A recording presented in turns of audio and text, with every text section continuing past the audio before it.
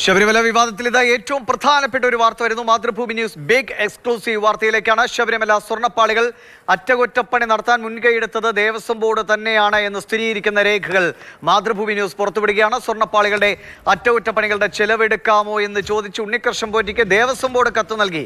2024 Devaswom board തീരുമാനത്തിന്റെ അടിസ്ഥാനത്തിലാണ് ഉണ്ണികൃഷ്ണൻ പോറ്റിക്ക് കഴിഞ്ഞ ഓഗസ്റ്റ് മാസം കത്ത് നൽകിയത്.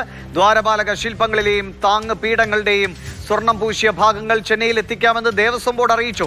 ബിനിൽ വിവരങ്ങളുമായിട്ടുണ്ട്. ബിനിൽ, കഴിഞ്ഞ ദിവസം PS പ്രശാന്ത് പറഞ്ഞതാണ് ഉണ്ണികൃഷ്ണൻ പോറ്റിയെ കുറിച്ച് കൂടുതൽ അല്ലെങ്കിൽ വ്യക്തമായ ഒരു ധാരണ ഉണ്ടായില്ല എന്നും ഒപ്പം ദേവസ്വം ബോർഡിന് ഇതിന് പിഴവില്ല എന്നൊക്കെ വരുത്തി തീർക്കാനുള്ള ശ്രമമാണ്. അതെല്ലാം പൊളിയുന്നതാണ്. ദേവസ്വം ബോർഡ് തന്നെ അങ്ങോട്ടേക്ക് ആവശ്യപ്പെടുകയാണ്. അപ്പോൾ ഇത് ഈ കൂട്ടുകച്ചവടത്തിൽ ആർക്കൊക്കെയാണ് പങ്കെന്ന് കൂടുതൽ വിവരങ്ങൾ വരുമ്പോൾ തെളിയും. തീർച്ചയായും ദിവിഷ്, ഇതിനകത്ത് ഒരുപാട് കാര്യങ്ങൾ ഇനിയും പുറത്തു വരാനുണ്ട്. ഏറ്റവും പ്രധാനപ്പെട്ട ഒരു കാര്യമെന്നത് ആരാണ് ഇതിന് മുൻകൈ എടുത്തത് എന്നതാണ്. നമ്മൾ നേരത്തെ തന്നെ ഒരു വാർത്ത നൽകിയിരുന്നു. അതായത് ഈ ദ്വാരപാലക ശില്പത്തിലെ സ്വർണ്ണപ്പാളികൾ, അത് അറ്റകുറ്റപ്പണികൾ നടത്താനുള്ള നീക്കം ഇപ്പോൾ തുടങ്ങിയതല്ല. 2023 മുതൽ ഇതിനുള്ള കത്തിടപാടുകൾ തുടങ്ങിയിരുന്നു എന്ന് നമ്മൾ നേരത്തെ റിപ്പോർട്ട് ചെയ്തതാണ്. അതിനോട് ചേർത്ത് വയ്ക്കാവുന്ന മറ്റൊരു വാർത്തയാണ് ഇപ്പോൾ പുറത്തേക്ക് വരുന്നത്.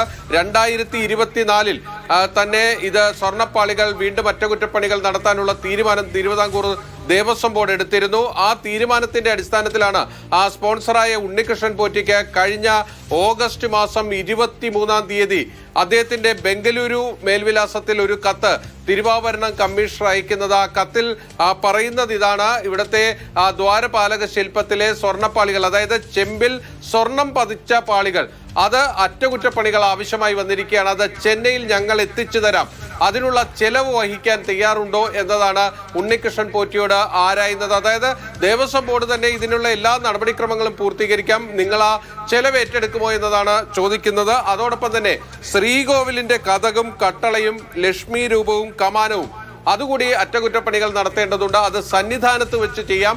ഇതിന്റെ എല്ലാത്തിന്റെയും ചെലവ് ഉണ്ണികൃഷ്ണൻ പോറ്റിക്ക് എടുക്കാൻ കഴിയുമോ എന്നതാണ് ഉണ്ണികൃഷ്ണൻ പോറ്റിയോട് ചോദിക്കുന്നത്. 23-ാം തീയതി, അതായത് കഴിഞ്ഞ ഓഗസ്റ്റ് 23-നാണ് അദ്ദേഹത്തിന്റെ ബംഗളൂരുവിലെ മേൽവിലാസത്തിൽ തിരുവാഭരണം കമ്മീഷണർ ഈ കത്തയക്കുന്നത്.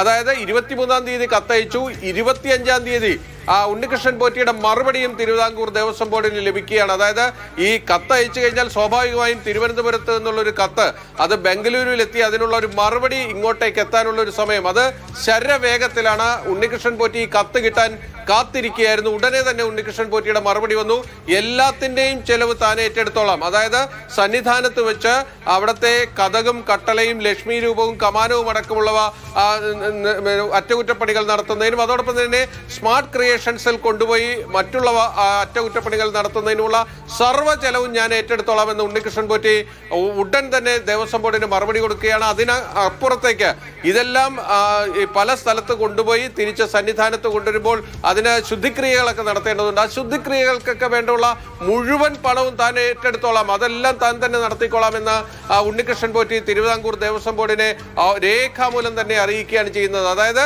ഈ ഉണ്ണികൃഷ്ണൻ പോറ്റിയോട് അങ്ങോട്ട് ദേവസ്വം ബോർഡ് ആവശ്യപ്പെടുകയാണ്, നിങ്ങൾ ഇതിന്റെ ചെലവേറ്റെടുക്കാൻ. ഇത്രയും വ്യക്തമായ തെളിവുള്ളപ്പോൾ പിന്നെ എങ്ങനെയാണ് ബിനിൽ PS പ്രശാന്ത് കഴിഞ്ഞ ദിവസം പറയുന്നത് ഉണ്ണികൃഷ്ണൻ പോറ്റിയെ കുറിച്ച് കൃത്യമായ ധാരണ ഉണ്ടായില്ല എന്ന്? പിന്നെ ഇതുപോലെ ഒരു അറ്റകുറ്റപ്പണി ഇങ്ങനെയാണോ? ദേവസ്വം ബോർഡ് ഇതൊരു ഔദ്യോഗിക സംവിധാനമാണല്ലോ. ഇപ്പോൾ വേറെ ഏതെങ്കിലും ഒരു ക്ഷേത്രത്തിലാണെങ്കിൽ പരിചയക്കാരനായ ഒരാളെ വിളിച്ച് ഇതൊന്ന് നടത്തി തരുമോ എന്ന് ചോദിക്കുന്നതിൽ കുഴപ്പമില്ല. പക്ഷേ ദേവസ്വം ബോർഡ് എന്നത് ഒരു സർക്കാർ സംവിധാനം എന്ന നിലയ്ക്ക് തന്നെ പരിഗണിക്കേണ്ടതാണ്. അപ്പോൾ ഇത്തരം ജോലികളുണ്ടെങ്കിൽ അതിന് ഏതെങ്കിലും വിധത്തിൽ ഒരു ടെൻഡർ വിളിക്കലോ ഇല്ലേ, അങ്ങനെ എന്തെങ്കിലും വേണ്ടേ? അല്ലെങ്കിൽ കൂടുതൽ ആളുകളോട് ഈ കാര്യങ്ങൾ ആവശ്യപ്പെട്ട് അതിൽ ഏറ്റവും വേഗത്തിൽ ചെയ്തു തരാമെന്നോ അല്ലെങ്കിൽ പെട്ടെന്ന് സ്പോൺസർമാരെ കണ്ടെത്തി തുടങ്ങുന്ന ആളിലേക്കൊക്കെ അല്ലേ ഇത് പോകേണ്ടത്? അല്ലാതെ കൃത്യമായി ഒരാളിലേക്ക് മാത്രം ഇത് ചെയ്തു തരാൻ അല്ലെങ്കിൽ ചെലവ് വഹിക്കാമോ എന്നൊക്കെ ചോദിക്കുന്നത്. അപ്പോൾ ഉണ്ണികൃഷ്ണൻ പോറ്റിയെക്കുറിച്ച് നല്ല ധാരണയുള്ളത് കൊണ്ടല്ലേ ദേവസ്വം ബോർഡ് ഇത് ചെയ്തത്?